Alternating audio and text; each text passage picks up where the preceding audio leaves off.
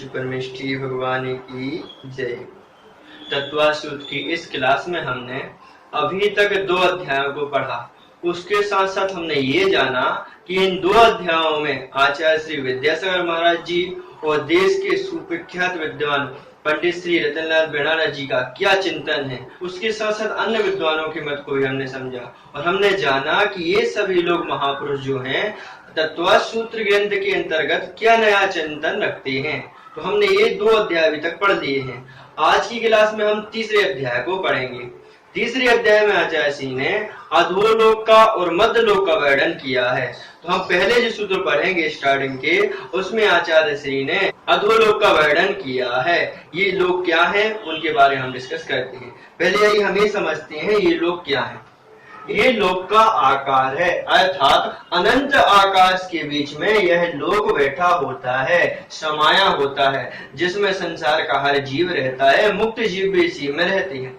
अब देखिए इसके आचार्यों ने 3 भाग किए हैं। पहले तो ये नीचे का जो हिस्सा है यहाँ से लेके यहाँ तक, इसको आचार्यों ने कहा अधोलोक है। और ये यहाँ पर जो बीच में लाइन दिख रही है यह मध्य लोक है, बिल्कुल गोल आकृति का। और ऊपर इन्होंने कहा है ऊपर का जो हिस्सा है वह ऊर्ध्वलोक है। तो इस ऊर्ध्वलोक में देव आदि निवास करते हैं, मध्य लोक में मनुष्य निवास करते हैं, और जो अधोलोक है इसमें कुछ स्थान में तो देव और अन्य में नार की जीव निवास करते हैं। इस प्रकार से 3 लोक होते हैं। तो हम अपनी इस क्लास में सबसे पहले इस तीसरे अध्याय की पहली कक्षा में अधोलोक का वर्णन पढ़ेंगे। अधोलोक अर्थात यह अधा अर्थात नीचे, तो नीचे का जो लोक है अधोलोक है, इसके वर्णन को हम आज समझेंगे। पहले सूत्र से आचार्य श्री ने कुछ सूत्रों तक अधोलोक का वर्णन किया है, उसको हम आज समझते हैं। पहले आइए हम एक बार पढ़ के देख लेते हैं। देखिए सूत्र क्रमांक पहला, रत्न शर्करा वालुका पंक धूम तमो महातमः प्रभा भूमयो घनाम्बु वाताकाश प्रतिष्ठा सप्ताधोधा। इस सूत्र में आचार्य श्री ने पृथ्वियों के नाम बताए हैं। पृथ्वी अर्थात जो अधोलोक है, उस अधोलोक में 7 पृथ्वियां होती हैं। इसके बारे में हम चर्चा बाद में करते हैं। पहले हम ये समझ ले सूत्र का अर्थ क्या होता है। देखिए यहाँ पे संधि विच्छेद भी कर लेते हैं। रत्न शर्करा वालुका पंक धूम तमो, तो यहाँ पे ओ का विसर्ग हो जाएगा तो तमा शब्द होगा। और आगे यहाँ पर घनाम्बु, तो घन अम्बु दीर्घ संधि होने का यहाँ पे घनाम्बु हो गया। और बात आकाश, तो बात आकाश, और आगे प्रतिष्ठा सप्ताधोधा, तो सप्त अधा अधा, इस प्रकार संधि विच्छेद होगा। अब आइए हम इस सूत्र का बहुत अच्छे से अर्थ समझते हैं। देखिए सप्त अधा अधा, 7 नीचे नीचे हैं। क्या भूमि हो अर्थात भूमि पृथ्वी। ये 7 यहाँ पे नाम बताए हैं। ये 7 क्या है, अधा अधा अर्थात नीचे नीचे है, एक के बाद एक। क्या है, भूमिया अर्थात भूमि है, पृथ्वी है। कौन कौन सी उनके नाम क्या है, तो आचार्य श्री कह रहे हैं रत्न प्रभा, शर्करा प्रभा, प्रभा शब्द यहाँ पर अंत दीपक है तो सब में लगाना है। बालुका प्रभा, पंक प्रभा, धूम प्रभा, तम प्रभा, महातम प्रभा। इस प्रकार से ये 7 भूमियां हैं। ये 7 भूमियां एक के बाद एक नीचे होती हैं।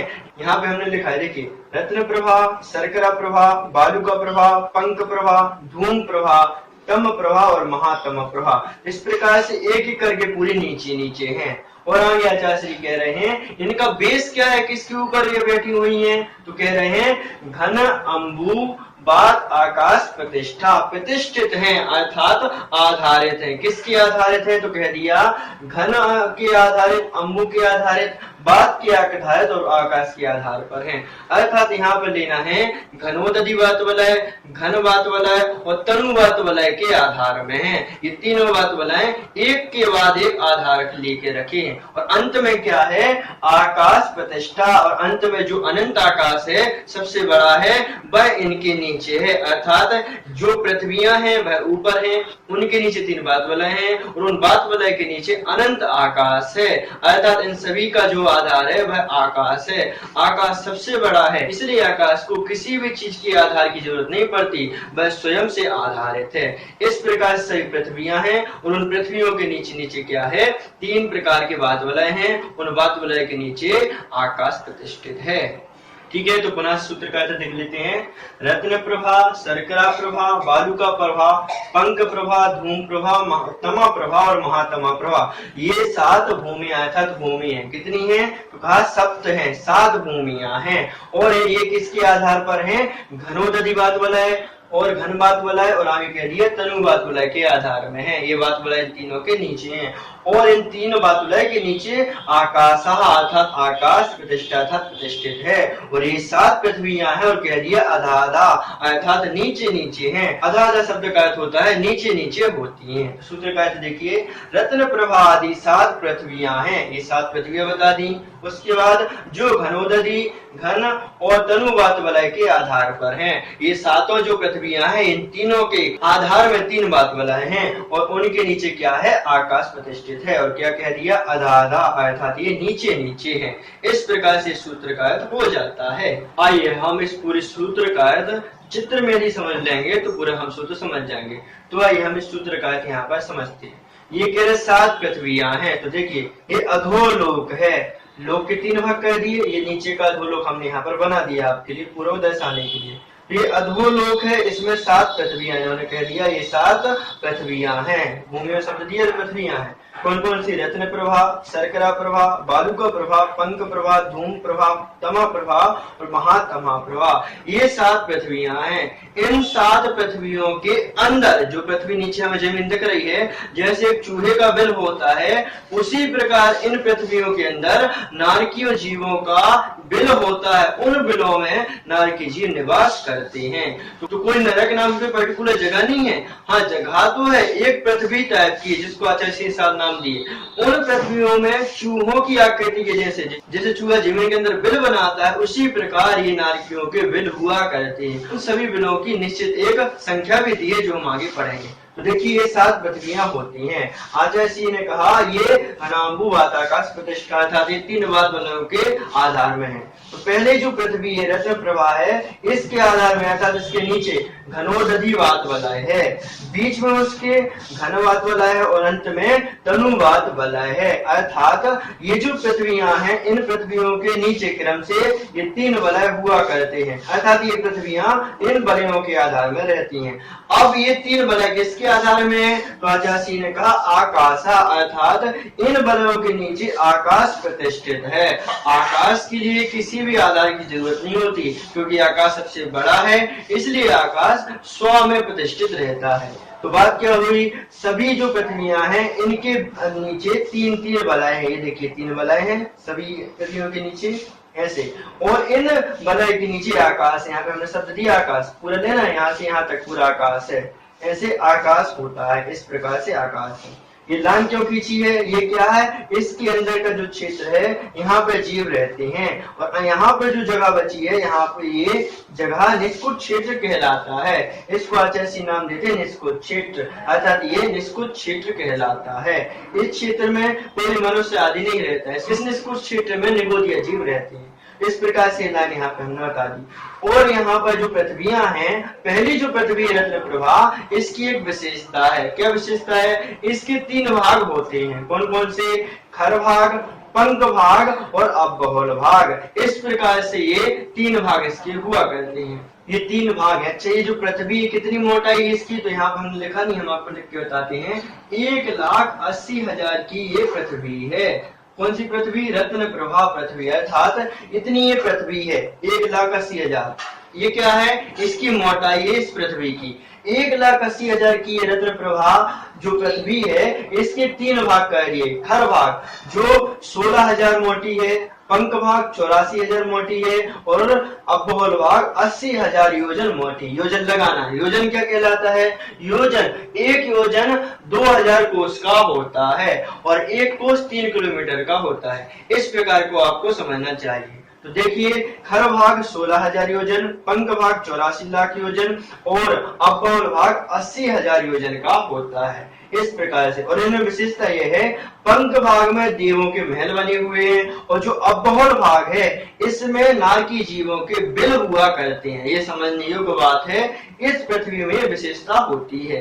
क्या बात है, इस पूरी पृथ्वी में नारकी जीव के बिल नहीं है, बल्कि जो अब्बहुल भाग है अर्थात नीचे है 80,000 योजन का, उसमें मात्र नारकियों के बिल होते हैं। पंख भाग में तो देवों के महल हुआ करते हैं। इस प्रकार 1,80,000 योजन ये रत्न प्रभा पृथ्वी होती है।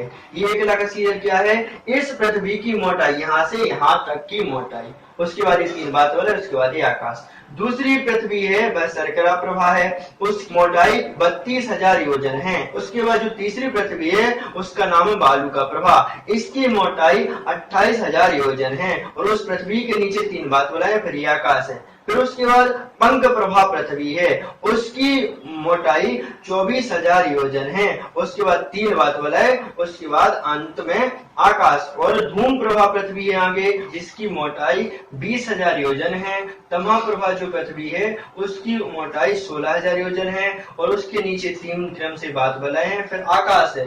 और आगे महातमा प्रभा जो पृथ्वी है वह मात्र 8,000 योजन मोटी है। और उसके नीचे 3 बात बोला है और फिर आकाश प्रतिष्ठित है। इस प्रकार से ये 7 पृथ्वियां होती हैं। यहाँ समझने योग्य बात इतनी है कि यहाँ पर जो स्थान बचा है 3 बातों के नीचे, यहाँ पर कलंकला नाम की एक पृथ्वी होती है जो एक राजू की होती है। ये जो पृथ्वी है नीचे 7 पृथ्वियों के नीचे, उसका नाम है कलकला, इसको कलंकला भी कहते हैं। ये आचार्य श्री अकलंक स्वामी ने महाराज मानी है, इसका नाम है कलंकला। आचार्य विद्यासागर महाराज जी कहते हैं कि यह जो कलंकला पृथ्वी है, कलकला पृथ्वी हम मान रहे हैं, यह मात्र आचार्य श्री अकलंक स्वामी का मत है।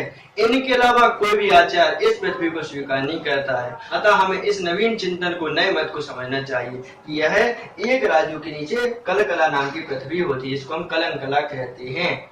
आचार्य श्री की इस मत को हमें समझना चाहिए और आचार्य विद्यासागर जी को जो नवीन चिंतन को भी हमें साथ में लेके ध्यान में रखना चाहिए, क्योंकि हम अपनी इस क्लास में आचार्य श्री के चिंतन को और बेनानाथ जी के चिंतन को, देश के महान विद्वानों के चिंतन को लेके चलते हैं। अतः आप हमारे चैनल से निरंतर बने रहिए और चैनल को अवश्य ही सब्सक्राइब कीजिए, ठीक है। अतः इस प्रकार से 7 पृथ्वियां होती हैं। तो आइए सूत्र से हम पुनः से अर्थ लगाते हैं। रत्न प्रभादि ये 7 भूमियां अर्थात भूमि है। प्रभा शब्द अंत दीपक जो सब में लगाना है, ये 7 भूमियां होती हैं। 7 कैसे लिया, सूत्र में कह दिया 7 होती हैं। इन भूमि के नीचे नीचे, पृथ्वी के नीचे नीचे 3 बात बोला है, क्रम से हुआ करते हैं। घनोदरी बात बोला है, घन बात बोला है, तनु बात बोला है। अच्छा, जो घनोदरी बात बोला है इसमें आचार्य विद्यासागर महाराज जी कहते हैं यह घनोदरी बात बोला शब्द ना बोल के घनोदधि बलय बोलना चाहिए, बात शब्द उसमें नहीं लगाना चाहिए। इस प्रकार आचार्य श्री के बात को हमें समझना चाहिए, ठीक है। तो ये 7 पृथ्वियां होती हैं, उसके नीचे आकाश है। 3 बात वालों के नीचे आकाश है, प्रतिष्ठित प्रतिष्ठित है। 7 पृथ्वियां हैं, आधा आधा अर्थात क्रम से नीचे नीचे होती हैं। इस प्रकार से यहाँ पर अधोलोक का यहाँ पर वर्णन हो जाता है कि रत्न प्रभा जो पृथ्वी है इसके 3 भाग यहाँ पर हमने आपको बताए ही हैं। पहले बीच वाले भाग में देवों के महल रहते हैं और नीचे नारकी जीवों के बिल हुआ करते हैं। इस प्रकार से इसमें अधोलोक का वर्णन करने वाले पहला सूत्र हो जाता है। पुनः से देख लेते हैं। रत्न प्रभा आदि 7 पृथ्वियां हैं जो घनोदरी बात बोलाए, घन बात बोला, तनु बात बोलाए के आधार में है और नीचे नीचे 7 है। इस प्रकार से, ठीक है। आपसे प्रश्न कर रहा महाराज श्री, ये पृथ्वियां हम समझ गए, इसमें बिल होती है भी समझ गए, लेकिन ये तो बताइए कि इसमें कितने बिल होते हैं हर पृथ्वी में। तो आचार्य श्री बिल की संख्या बताने के लिए दूसरा सूत्र कहते हैं। इसमें आचार्य श्री नरकों की जो बिल होते हैं, नरक होते हैं, उनकी संख्या बताइए। बिल होते हैं, बिल अर्थात जहाँ पे नारकी जीव होता है। और यहाँ पर ये पृथ्वियों के नाम बता दिए, लेकिन आचार्यों ने बहुत से इनके नाम भी दिए हैं, धम्मा, वंशा, मेघा, अंजना। इस प्रकार से इन नरकों के नाम भी आचार्यों ने दिए। इस प्रकार देखिए, अब इस सूत्र का अर्थ हम देखते हैं। सूत्र क्रमांक दूसरा, तासु 63 पंचविंशति पंचदश 10 त्रिपंचोनेक नरक 7 सहस्त्राणी पंच चैव यथाक्रमम्। अर्थात इसमें नरकों की संख्या बताइए। पहले संविचित कर लेते हैं। चैव चाएव यथाक्रमम् पंचोनेक, पंच ऊन 1। इस प्रकार से यहाँ पर संधि विच्छेद हो जाता है। लगा के देखते हैं। सूत्र क्रमांक दूसरा, तासु, तासु अर्थात उनमें, उनमें अर्थात जो पृथ्वियां यहाँ पर 7 बताई हैं, उन पृथ्वियों में 63 अर्थात 30, पंचविंशति अर्थात 25, पंचदश अर्थात 15, 10 अर्थात 10, त्रि अर्थात 3, पंच ऊन एक, तो 5 ऊन अर्थात कम 1, 5 कम 1, और अंत में कह दिया पंच एव, 5 ही क्या होते हैं, नरक अर्थात नरक होते हैं, नरकों के बिल हुआ करते हैं। यथाक्रम अर्थात क्रम से इन पृथ्वियों में इस संख्या से नरकों के बिल हुआ करते हैं। और कितने, शत अर्थात होता 1000, तो शत अर्थात 1000, 100 अर्थात लाख है, तो कितने लाख बनाना है, 63, 30 लाख, 25 लाख, 15 लाख, 10 लाख, 3 लाख, 5 कम 1 लाख, और अंत में 5 हुआ करते। वही सूत्रार्थ में लिखा है, उन पृथ्वियों में क्रम से 30 लाख, 25 लाख, 15 लाख, 10 लाख, 3 लाख, 5 कम 1 लाख और मात्र 5 बिल हुआ करते हैं। इस तरह जो पहली पृथ्वी रहेगी उसमें 30 लाख बिल होते हैं, दूसरे 25 लाख होते हैं, तीसरे 15 लाख होते हैं, और चौथे में 10 लाख होते हैं, पांचवें में 3 लाख होते हैं, छठवें में 5 कम 1 लाख होते हैं, और सातवीं जो पृथ्वी है उसमें मात्र 5 बिल हुआ करते हैं। इस प्रकार से यहाँ पर आचार्य जी ने बिलों की संख्या यहाँ पर निर्धारित कर दिए, बता दी है। इस प्रकार यहाँ पर 2 सूत्रों में हमने अधोलोक का वर्णन यहाँ पर पढ़ लिया है। अतः आप ऐसे यदि पढ़ते रहेंगे और नोट्स बनाते रहें, चित्र भी यदि बनाते रहेंगे, तो आप भी बहुत ही अच्छे से जैन धर्म के अनुसार तीनों लोगों की रचना क्या है वो आप समझ जाएंगे। देव कहाँ रहते, मनुष्य कहाँ रहते, नरक कहाँ रहते हैं, इसका आप विस्तार से ज्ञान कर सकेंगे। अतः आप निरंतर बने रहिए, इसी प्रकार स्वाध्याय कीजिए। अगली क्लास में और भी हम नरकों के बारे में ज्ञान करेंगे। अतः आज की क्लास के लिए इतना ही, आगे और पढ़ेंगे। जय जिनेन्द्र।